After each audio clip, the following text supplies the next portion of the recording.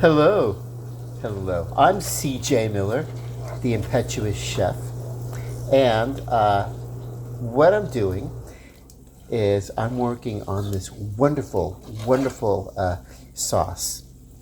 Um, I've worked in a lot of restaurants in the front of the house, and eventually I ended up working in the back of the house, almost always as a prep cook. Never a head chef or anything like that, but a prep cook, a sous chef, a saucier is what I really like to refer to it as.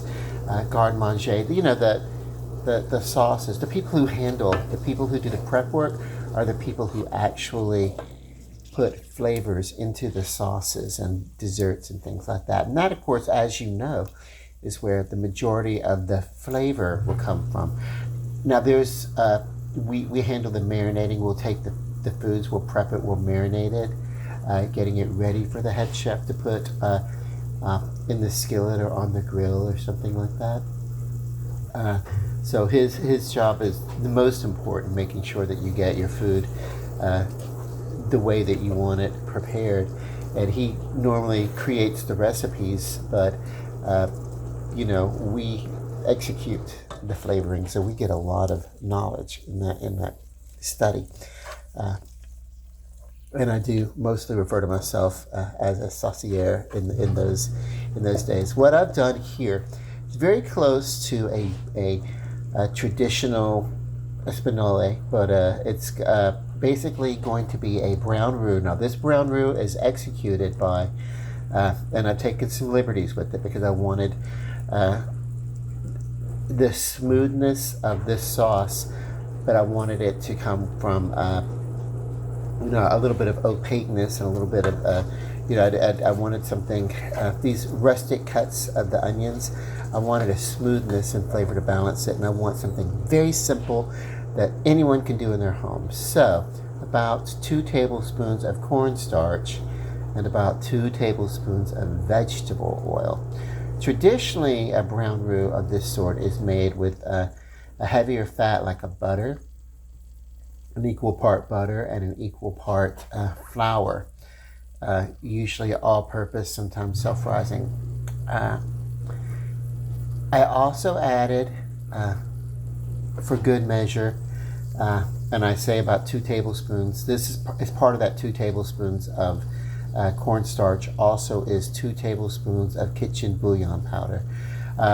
And I say 2 tablespoons, roughly a combination of, I put in the cornstarch, I eyeballed it, and then I put in the kitchen bouillon. I didn't measure it too much. And I can reduce the salt because I know that kitchen bouillon is salty, right? So I can reduce the sodium. I put lots of black pepper in, just as the aromas that come up fill my nasal passages and my taste buds and everything with their aroma. I can tell by using my sense of smell where I need to go with any sort of black pepper, and I put a little black pepper in. A little bit of garlic granules, probably about a teaspoon, not too much on that. And then a whole medium rustically chopped onion. And I want to keep stirring and keep working with this until these onions get opaque on a medium, low to medium heat, somewhere in between there.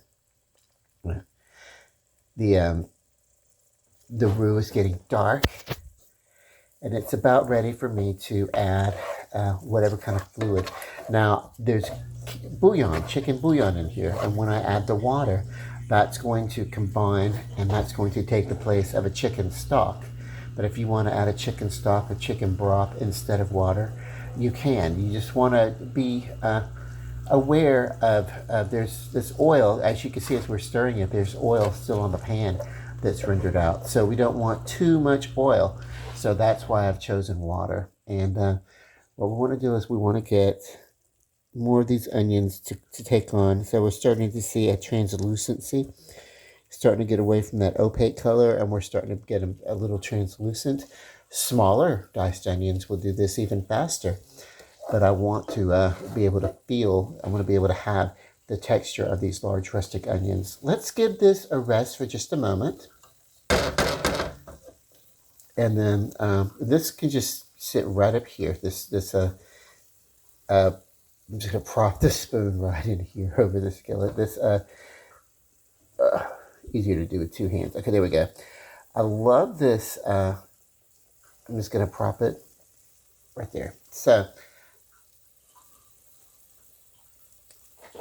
and give it just a moment. And I'm gonna step outside and look at the sky. Yes, I really love it out here. And there's a nice misty fogginess behind the skyline. I was concerned. I didn't know if it was going to rain or not, so I did not go out. But yeah, beautiful. Beautiful looking sky. But I do have respect for the awesome power of weather. Okay, I'm going to go inside and give those veggies a toss about in the bottom of the pan. And I think it's about ready for me to add the water. Just going to give us this nice espinoli flavor. Well, a little bit about that. One moment. So the traditional espinoli, not that different from this. Typically, the flour and the fat would be butter instead of oil. But then, instead of onion, there'd be mirepoix, onions, carrots, and bell pepper. Maybe some celery, with the Trinity. If you're using the Trinity blend, a mirepoix would be celery's onion, bell pepper. Mirepoix, you throw in the instead of celery, you're putting in carrots. I think probably a combination of those probably is what I use most. They end up, I'll start with the Trinity, but I'll end up throwing all those things in the skillet anyway. So, whatever. Okay. 1 tall drinking glass of water. To start, we may need to add more. Slowly put in. Really want these onions to have gotten a little bit of opaqueness to them. You want them to lose their opaqueness, I'm saying, and you want to get them down to translucence where you can almost see through them, and in many of these you can. They're going to continue. I probably could have continued to cook them a little bit longer as it was, but I didn't want the roux to overly brown. But as we stir in this, we see this roux is going to break apart in this water, and it's going to create that thick brown.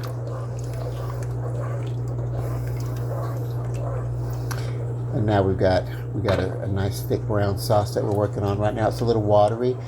Give it time, it's going to thicken. We want this to be that nice smooth brown, and also we want it to thicken up, and it's going to. When this cornstarch absorbs a little bit more of the water, it will thicken up. Now, if you use flour that is self-rising, what's going to happen is all this is going to puff up, and you're going to get probably about an inch and a half full of a thickness in the bottom of this pan. That's going to maybe take up all that space, and you'll be able to add a lot more fluid to it. What I like to do when I'm starting out a sauce like this is I want to see how it's going, and I see that it's thickening. I see that it's going to be thick, and then I am going to be able to add some more fluids to it. It's going to be water, but I could add, if I wanted to, I could add a little bit of milk if I wanted to lighten it, and I would smooth it out and make kind of a combination of a bechamel and a what do we say, espinoli sauce, kind of a combination of those two. Well, it's really important to know your your 5 mother sauces in general, just in general terms, because in general they'll tell you what flavors these starter sauces work with, and then from there you can just build and you can just create and you can do anything that you want to. Like for here, hardly any herbs at all, but I'm going to add a little bit of just a little bit of this Italian seasoning blend. Why would I do that? Because this sauce is going to be the sauce that I drizzle over, or basically I'm going to take some chicken and I'm going to submerge it. The chicken that I made yesterday, I have a lot of it left over, and so this will be a smothered chicken, a southern smothered chicken. That's why I'm keeping it simple. There's so many natural flavors in that chicken. I really just want this to enhance it. This is essentially the seasoning blend that I used for the chicken. A little more, a little less, and I'm using more black pepper, and the onions and the garlic granules in here, leaving out the cayenne pepper. And basically, I'm just going to work on creating this. I'm just going to build this sauce around this. It's getting thick, as I knew that it would be, and it's more about the water absorbing into the cornstarch versus evaporation. But I want to do this in stages because I don't want the sauce to break. And what would happen for sure, beyond a shadow of a doubt, if I added the water too fast, or if I let the heat get too hot and it starts to bubble and boil, the sauce is going to break. So I don't want that. I want to build this slowly. I'm going to work on building probably about 6 cups. Just a little fluid at a time.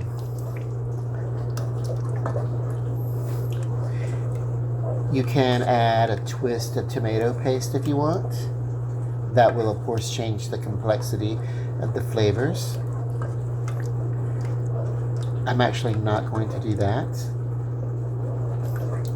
When it's all said and done, what I'm going to do, see this right here? It's a little bit of a onion skin that found its way into my pot. Let's just scoop that right out. So, yeah, I have a way that I just rustically chop onions. I'll take an onion, I'll cut off each end of the onion at the part where the layers kind of connect on each end. At the poles, if this were an onion were a globe or whatever. Cut it off at those ends. Then cut the onion in half. From the circles from which I've cut when I've cut off the top of the onion and the bottom of the onion, go right down the center of that and cut the onion straight in half so that it lays flat, and then I'll cut a grid into the onion, and that yields me these rustic chops. Now there's a way to get the onion thinner if I want to. There's a whole different way to cut the onion, but you basically would reverse the way that you cut the onion. If you wanted to. Basically, you would only cut off one of the onions and then cut the thing in half and lay it out, and then you could cut your grid, and you would have you'd be able to have small dices. You would cut your grid. You'd cut it in half instead of cutting it down the center, going from pole to pole or from top to bottom. You would cut it through the center, through the thickest part of the onion.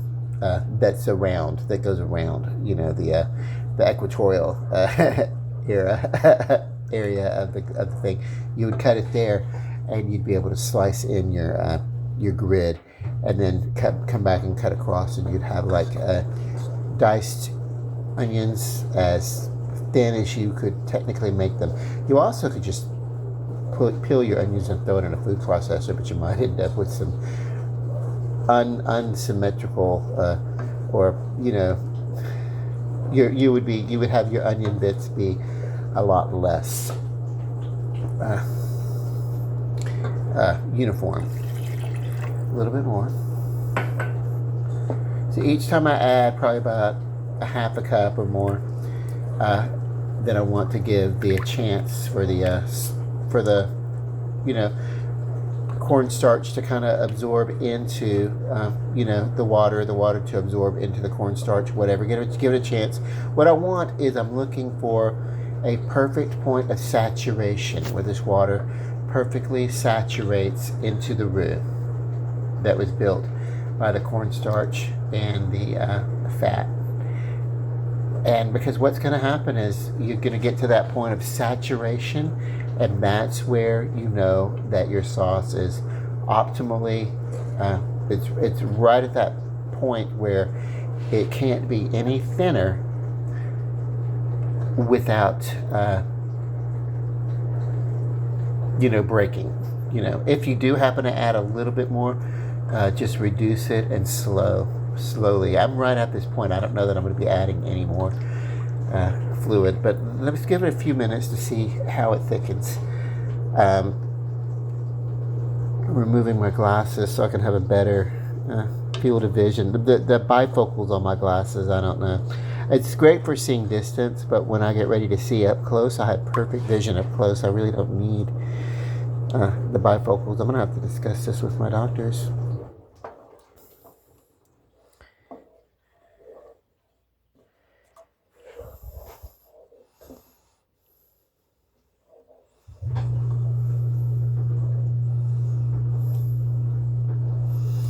Okay.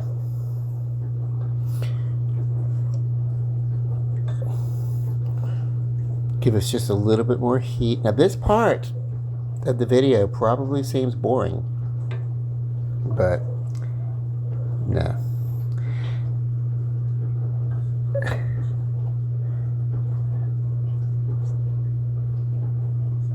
One of the things that I could have done was I could have gotten these onions a little bit more translucent, but if you look, you can see the rim of the spoon through some of these onion bits. We're going to be okay.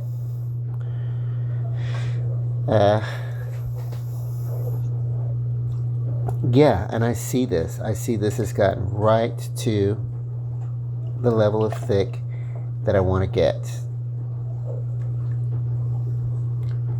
And just that's how little water was left in the glass. So yeah, if I say that holds roughly 3 cups of water, give or take, and I've used roughly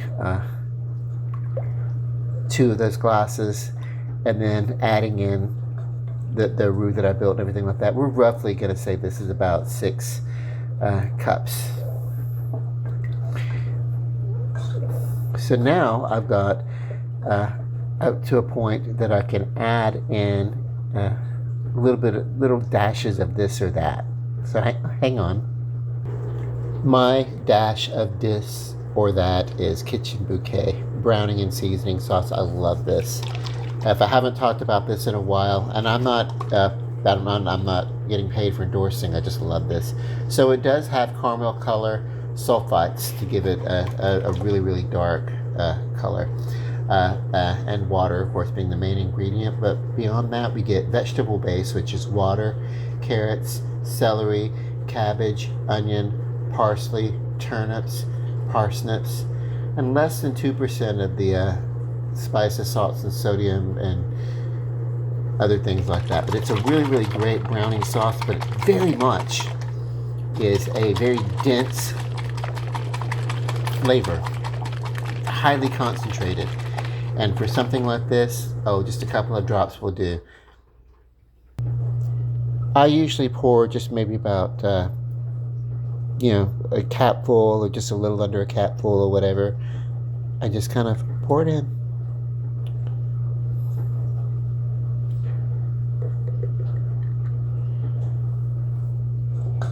It's going to enrich the color, but it's really going to enrich the flavor. At this point, if you wanted to add in, this is where you would add in, look how how this pulls that color together. Perfect. If you wanted to add just a touch of tomato powder, tomato base, anything like that, you could. If you were going to be working with fish, you would use fish stock. You would omit the kitchen bouquet if you wanted to. I don't know that it would matter that much, but this is where you would add, some fish stock in place of the water, or a combination of water and fish stock. Anything that you want to add to this, to get creative on your own. Just kind of experiment and see what works for you.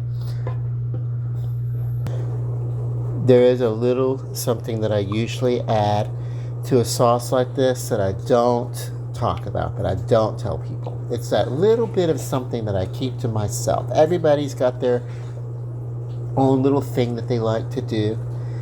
I like to keep one or two secrets of myself, but you can see how adding that kitchen bouquet really brought this around, and we're getting a slight glaze to it. That's a little bit of the oil. This was just right around the perfect amount of where it needed to be. I possibly could have slightly reduced the amount of oil, but also this sauce is going to thicken, but we want to thicken it slowly. We don't want that roaring bubbling, because that's going to break the sauce. So we want a slow reduction.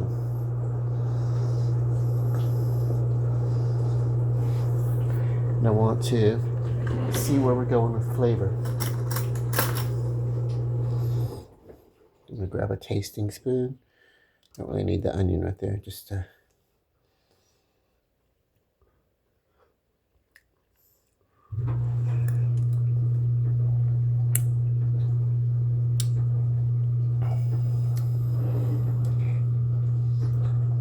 that's very good.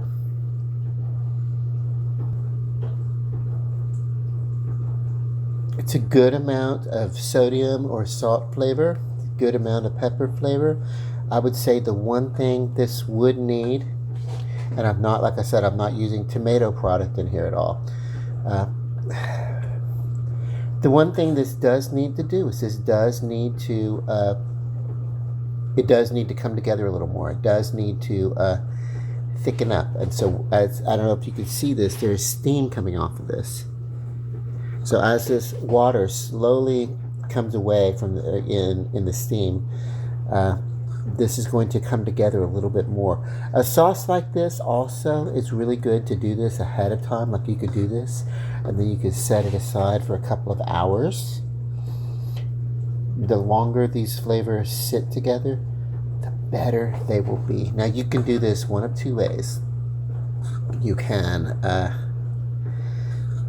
take this and drizzle it over your chicken, and then if you have a side of rice or potatoes or something like that, you could do that.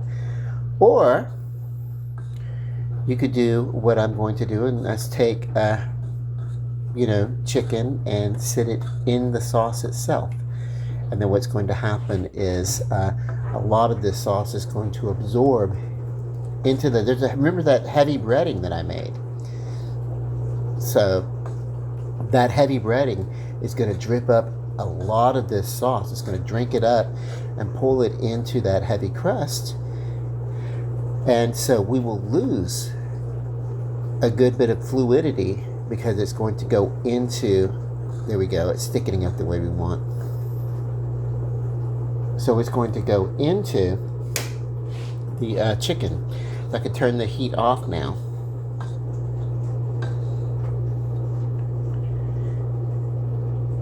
And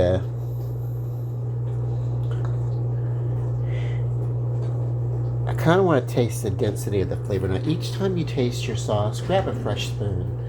It wouldn't matter that much to me. I'm making this for myself tonight.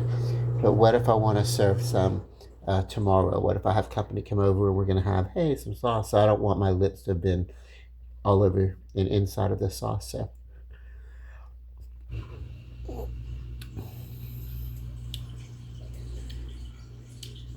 Just perfect. Just perfect.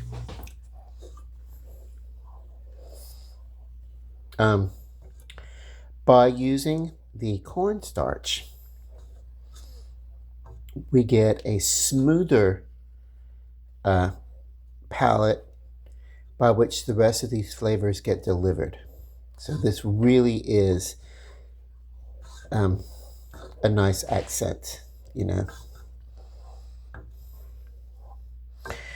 You could go crazy on this if you wanted to, but the reason why I don't need to do that is because this is going to be used for that chicken that I made. And that chicken has everything in it. It has that chicken inside of the crust has curry seasoning, which is heavy amounts of tarragon. It has sage. It has cumin. It has lots of onion powder, garlic powder, Italian seasonings. Everything, you know, cayenne pepper, that's your ground red pepper. Anything that I could think of to throw at that chicken that I've seen used to make a chicken, I just did it all, and I wanted a really powerhouse flavor. Now, what I'm going to do is take the cold chicken and put it in here, and then I'm going to kind of let it simmer. I'm not going to crowd it so that it's so overfull that I can't stir it around. Yeah, I do want there to be some sauce in here. But you'll see that chicken is going to pull in a lot of this. So look how thick the crust is. So this is what I can do to save one of the, a couple of the pieces that got a little bit darker than I wanted to. That would be great to use here because it's going to pull in some color, and it's going to be really, really great. You want a really good heavy crust if you're going to do this, because you want it to be able to hold up to the sauce. Hang on. Here again, very thick piece, and a little bit darker on one side, but that's going into the sauce.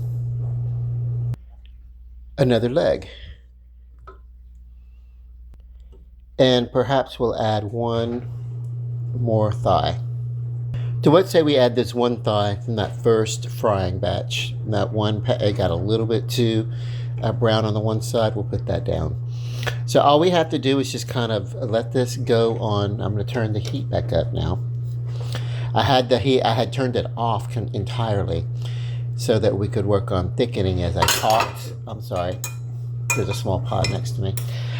While we talked, and then as I worked with this. So what's going to happen is I'm going to slowly stir this around and ladle some of this sauce over the chicken, and basically we're going to end up with a good amount of this sauce just clinging to the chicken and just adding more flavor. And that's our smothered chicken.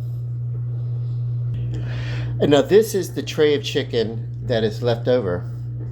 So I ate several pieces of chicken yesterday. So some as I tasted for you, a couple of pieces of chicken, a leg and a thigh for you in that video. And then later, or I should say earlier this morning, which was time for another meal, another feeding I should say, then I ate 3 pieces of chicken. Then I just put 4 in that skillet, and I still have all this to work with for other things in the next day or so. So I'm going to cover this back up, well covered with either foil, plastic wrap, whatever. Just keeping it. Don't take chicken that you've cooked and just put it open in the refrigerator. All those flavors will intermingle. You want to trap them into something. You want them covered up. And here you are, and now you can see why I made such a deal of building up that that hard, heavy crust that didn't normally need to be that heavy for a fried chicken. Didn't need to have that many powerhouses of herb. You could have get a pleasant flavor using less herbs and spices, or use the same combination of herbs and spices, but less of it than I used. But I knew that I wanted to I was really working towards the second day. I was going to have some fried chicken, but my craving was really towards the second day, the smothered chicken. You can take these onions and cut them into large julienne strips, and that works too, makes a lovely presentation too.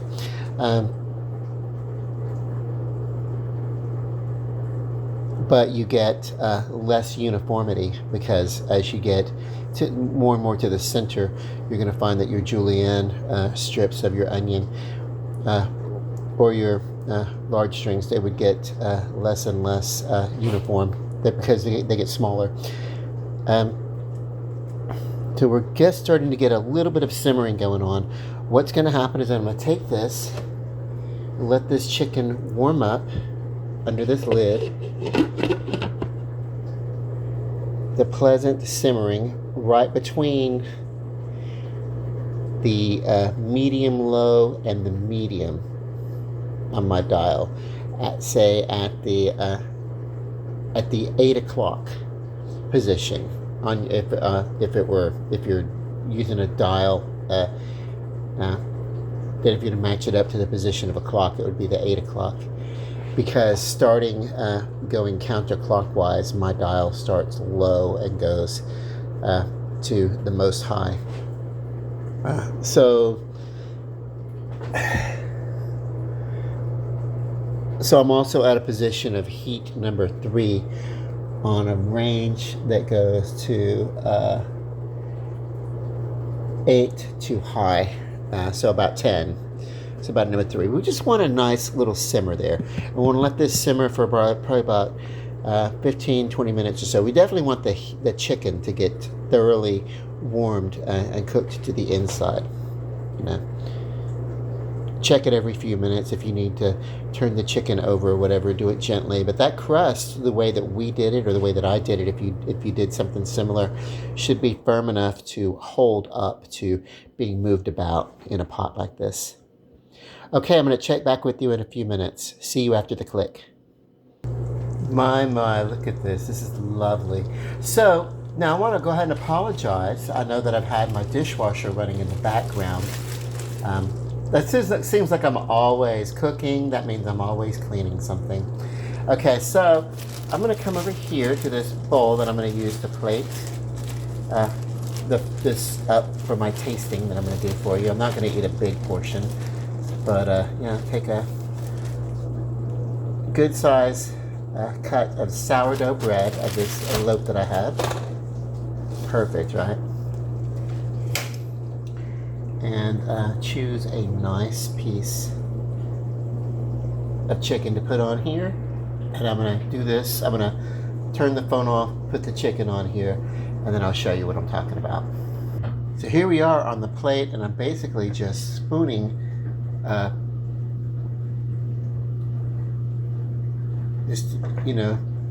some of the sauce with the onions over the top of this, and it's going to drizzle down onto the bread. Now that you see how I've plated this up, what can we do to garnish? Well, really you don't need much. I'm just going to take a little bit of Italian seasoning, just put in it like that. Not that much to it. If you had some paprika or something, you maybe a little bit of, if you had some of that tomato sauce that you put in or something, maybe you'd want to put a little something. You could put some of the gravy around the side, kind of speckle it around the side. I don't want too much of the sauce to get, I don't want the bread to get too soppy.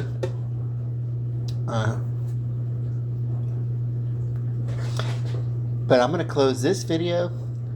We're going to go over to the table and I'm going to make a tasting video. So for right now, love and light. Bye.